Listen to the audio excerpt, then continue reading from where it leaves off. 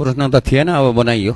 यो विदेशमा बस्ने नेपालीहरूले अस्तिको फागुन 21 गतेको चुनावमा पनि भोट दिने व्यवस्था मिलाउनु पर्छ भनेर धेरै कराएँ। विभिन्न राजनीतिक पार्टीहरूको संयुक्त सम्मेलनमा पनि कराएँ। विदेशमा रहेका नेपालीहरूले भोट दिँदाखेरि कसैको इन्फ्लुएन्समा भोट नदियोस्, स्वतन्त्र रूपमा भोट दिनुपर्छ भन्ने कुराले त्यो त्यति बेला अल्झिएको जस्तो लाग्छ। अब त्यसको लागि सामान्य सभामुखज्यू, मान्य सदस्यज्यूले राख्नु भएको कुराहरू उहाँहरूको इन्टरिम गभर्मेन्ट हुँदा पनि उहाँहरूले उठाउनु भएको थियो। त्यसमा एउटा समस्या चाहिँ के छ भन्दाखेरि विदेशमा रहनुभएको नेपाली दाजुभाइ दिदीबहिनीहरूले भोट हाल्दाखेरि दुईटा उपाय रहेछन्। एउटा चाहिँ एम्बेसीमा गएर भोट दिने, अर्को चाहिँ मोबाइलबाट भोट दिने।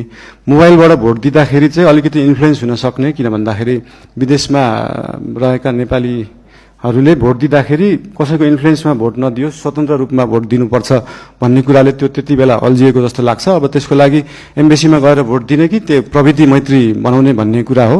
यस विषयमा चाहिँ नेपाल सरकारले छलफल गरेर आगामी चुनावमा के कसो गर्न सकिन्छ यसको लागि अध्ययन गर्ने नै छ। र बाँकी त्यो सूत्रको विषयमा हाम्रो विज्ञान यो आइटीका मन्त्रीज्यूलाई यो सम्बन्धी सुन्नु नै भयो होला।